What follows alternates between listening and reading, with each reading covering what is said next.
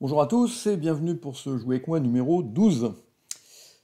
Alors, vous avez la main suivante et vous voyez que vous êtes vert contre rouge et votre partenaire a ouvert en première position de 3 carreaux et l'adversaire est intervenu à 4 cœurs. Alors, donc comme d'habitude, hein, quand vous suivez ces vidéos, n'oubliez pas d'utiliser les touches pause pour pouvoir réfléchir quand je vous pose des questions avant d'avoir la réponse. Voilà. Alors, qu'est-ce que vous devez vous dire avec cette main-là? Bon, le fit de votre ligne est normalement 10e, hein, puisque votre partenaire qui est ouvert en première position de 3 carreaux est censé en avoir 7. Donc ça fait 10 carreaux dans la ligne, et 10 carreaux, ça nous met théoriquement en sécurité distributionnelle au palier de 4. Bon. Donc, en comptant comme ça, l'adversaire serait déjà trop haut pour nous. Bien. Alors, on va quand même introduire quelques petites modulations hein, dans cette loi des atouts. C'est important, hein, le nombre d'atouts de la ligne, c'est un critère, c'est probablement même le critère principal, bien entendu, mais c'est pas le seul.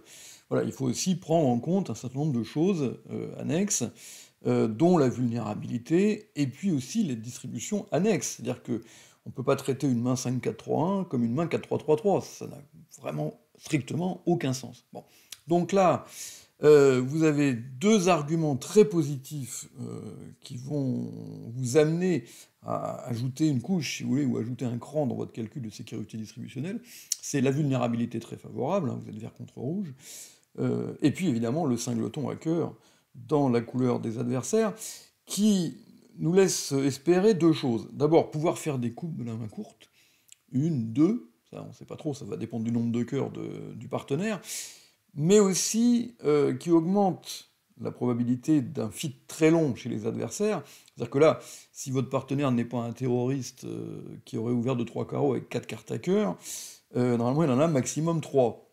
S'il en a maximum 3, ça veut dire que vos adversaires en ont au moins 9. Bon. Et que, en disant 5 carreaux, même en imaginant une hypothèse où vous chuteriez 3 contre une manche qui chute, bon, ce qui me semble peu probable vu de votre main, mais enfin, bon, sait-on jamais, on pourrait encore être attrapé par un or qui dirait 5 cœurs. Voilà. Hein, c'est-à-dire que, sachant qu'il a probablement un fit à cœur avec Sud, il est rouge contre vert, il va avoir envie, évidemment, de surenchérir à 5 cœurs. Bien. Bref, donc si on met tous ces arguments bout à bout, avec en plus quand même relativement peu d'espoir de faire chuter le contrat de 4 cœurs des adversaires, ça paraît totalement évident de surenchérir à 5 carreaux. Bien. Alors là-dessus, sur votre 5 carreaux, Nord dit 5 cœurs, comme on pouvait un petit peu s'y attendre, et ça vous revient. Voilà. Et donc là, la question c'est, est-ce que vous en remettez une couche? Est-ce que vous allez défendre à 6 carreaux contre 5 cœurs? Bien. Alors, on peut imaginer raisonnablement faire 7 levées de carreaux. Bien. Hein, votre partenaire couvert de 3 carreaux, bon, même vert contre rouge, il est parfois mieux que la dame ou dame valet 7e. Hein. Bon, donc, dès qu'il a la 7e, il est raisonnable de penser qu'on fait 7 levées de carreaux. Plus une ou deux coupes à cœur, vous voyez qu'on est déjà à 8 ou 9 levées. Bon, après, il peut y avoir quelques petits espoirs, éventuellement, de faire une levée du roi de pique, par exemple, pourquoi pas. Donc il est envisageable de ne perdre que 500 à 6 carreaux.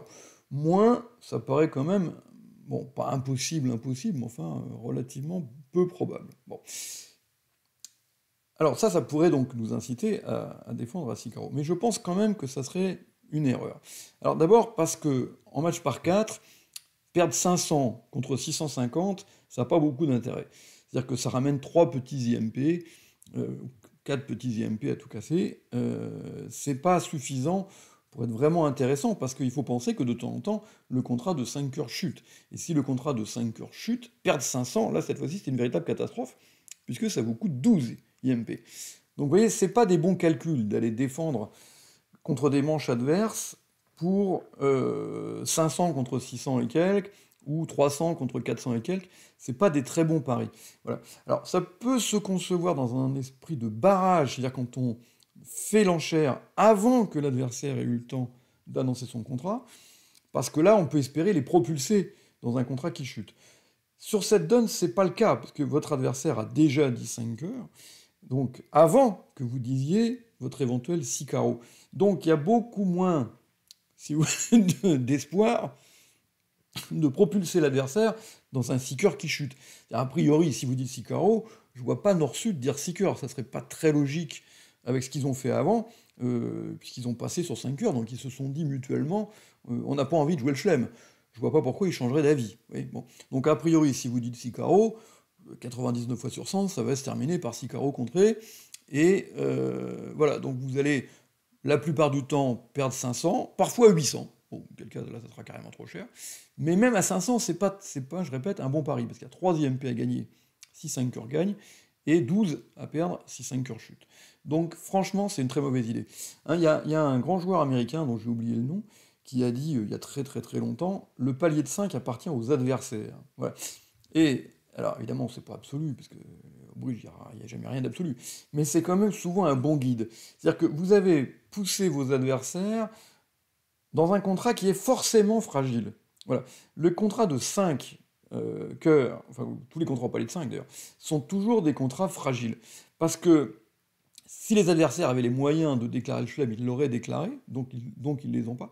Et ils sont à une levée de plus que leur potentiel normal, qui est la manche. Vous voyez, donc c'est forcément un contrat fragile, le contrat de 5 cœurs. Donc ça veut dire que c'est un contrat qui va chuter relativement souvent.